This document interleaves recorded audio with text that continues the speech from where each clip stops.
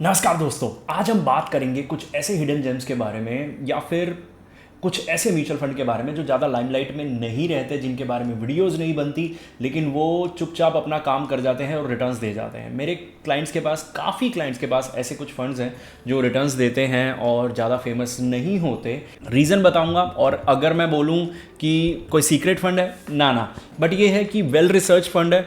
FOMO के चक्कर में मैं नहीं भागता, मैं वेबसाइट देख के फंड नहीं लेता। तो जो प्रॉपर रिसर्च वर्क होता है उसी के अकॉर्डिंग हम म्यूचुअल फंड्स बाय करते हैं और अपने क्लाइंट्स को भी बाय करवाते हैं। तो इस तरह के म्यूचुअल फंड्स आप भी बाय कर सकते हैं। इस वीडियो में आपको काफ़ी फंड्स मिल जाएंगे, लेकिन एक चीज़ का ध्यान रखिएगा, वीडियो कंप्लीटली एजुकेशनल पर्पस के लिए है। तो जो भी आप फंड लेंगे तो आपका खुद का रिसर्च वर्क होना चाहिए या आपके एडवाइजर का। आप स्क्रीन पे चलते हैं। यहाँ पे सबसे पहले हम कुछ ऐसे फंड देखना चाहेंगे कि इन्होंने अपने नीचे यानी कि डाउन ट्रेंड से अपनी लोवेस्ट एनएवी से कहाँ तक रिटर्न दिए हैं। तो ये दोनों फंड यहाँ पे अगर मैं बात करूँ तो 4.7 और 5.10 इन्होंने यहाँ से रिटर्न दिए हैं, लेकिन मैं इसको बहुत ज़्यादा नहीं मानता।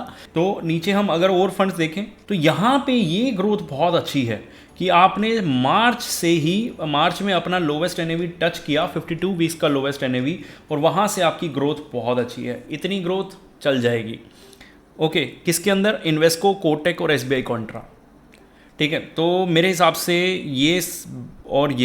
ये दोनों बेटर रहेंगे, क्योंकि इन्वेस्को का ना मिड कैप और स्मॉल कैप बहुत अच्छा चल रहा है।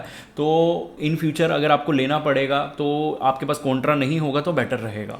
दो फंड सेम एएमसी से रखना थोड़ा सा प्रॉब्लमेटिक हो सकता है, तो इस चीज़ का ध्यान रखें। अब आगे जाऊं मैं, अगर यहाँ पे हम इस वीक मोमेंटम फंड्स की बहुत बात कर रहे हैं, लेकिन एक्टिव मोमेंटम फंड्स की अगर मैं बात करूं, मैं जब ये वीडियो स्क्रीनशॉट्स ले रहा था तो मैंने एक स्क्रीनशॉट ये लिया था जानबूझ के। ठीक है, 27 मई 2026, और इन्होंने अपना लोवेस्ट जब बनाया था तो 27/5/2025, यानी कि पूरा एक साल हो गया। और मैं देखना चाहता था कि पूरा एक साल होने पर क्या रिटर्न्स बने हैं इन एक्टिव मोमेंटम फंड्स के अंदर। मेरे क्लाइंट्स के पास सेमको भी है और कोटक भी है, निप्पॉन और आईसीआईसी भी है। तो अब इसने जो रेंज पकड़ी है वो बहुत बड़ी है, 12 to 23% के आसपास की रेंज है इनके अंदर। लेकिन मैं हमेशा जिसके ऊपर ज़्यादा फोकस करता हूँ वो है सेमको का एक्टिव फंड।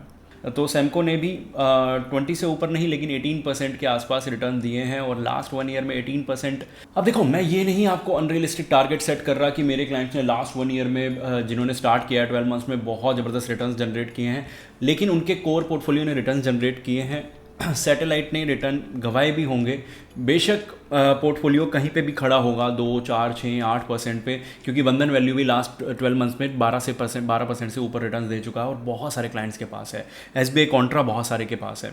तो ये चीज़ समझिएगा। अगर आपको लगता है कि आप ये चीज़ नहीं कर सकते तो स्क्रीन पे नंबर है, इस नंबर पे आप कांटेक्ट कीजिए। आपका पोर्टफोलियो हम मैनेज करेंगे, और जिसमें आपको quarterly review, lump sum alert, tax harvesting, बहुत कुछ मिल जाएगा जो कि आपको आगे आने वाले समय में काफ़ी हेल्प करेगा। और जो मैंने नंबर दिया है वो सिर्फ उन लोगों के लिए, मेनली उन लोगों के लिए है जिनको लगता है कि हमारे पास इतना टाइम नहीं है यार, हमारे पास नॉलेज नहीं है बस। ठीक है, तो उनको एग्रेसिवली वेल्थ जनरेट करनी है या गोल्स कंप्लीट करने हैं, तो उसमें हम आपकी मदद कर सकते हैं। यहाँ पे इस तरह के फंड्स अगर मैं बात करूँ तो एक सैमको, ठीक है, इस फंड एक मान के चलिएगा, और एक कोटक और एक यूनियन। बस मोतीलाल नहीं ले रहा क्योंकि मोतीलाल का मिड कैप हम ले लेते हैं। 3 फंड ये हो गए और 2 ये हो गए, 5।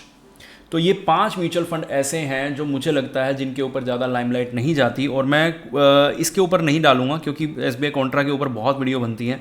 तो मैं 4 ही बोलूँगा। 4 म्यूचुअल फंड यहाँ पे ऐसे हैं जो बहुत ज़बरदस्त हैं, जो आपको अच्छे खासे रिटर्न्स निकाल के दे सकते हैं, लेकिन आपको अपना रिसर्च वर्क करना होगा। और इसके अंदर ना एक प्रॉब्लम ये नहीं होती कि इसके अंदर बहुत ज़्यादा पैसा एकदम से आ जाएगा या बहुत सारा पैसा एकदम से निकल जाएगा। क्यों? न्यूज़ में नहीं रहते ये फंड सिर्फ चुपचाप अपना रिटर्न्स देते हैं। लेकिन एक होता क्या है, देखो यहाँ पे ना कोई भी इनकी कैटेगरी कभी चेक नहीं करता। एसबीआई कॉन्ट्रा फेमस है तो उसके अंदर पैसा डल जाता है, लेकिन ये दोनों फेमस नहीं है इतने, तो इनके अंदर उतना पैसा नहीं डलता। अब अगर मैं बात करूँ इधर एक्टिव मोमेंटम, ये तो भाई साहब बिल्कुल ही फेमस नहीं है। क्यों? क्योंकि बिल्कुल ही एक अलग कैटेगरी हो जाती है, तो कहीं रैंक करते भी हैं तो किसी को दिखाई नहीं देते। तो इस वजह से इनके अंदर उतना इन्वेस्टमेंट नहीं होता, लेकिन स्टिल इतना है कि लिक्विडिटी ढंग से बनी रहे। होपफुली आप समझ गए होंगे। मिलते हैं अगली वीडियो में।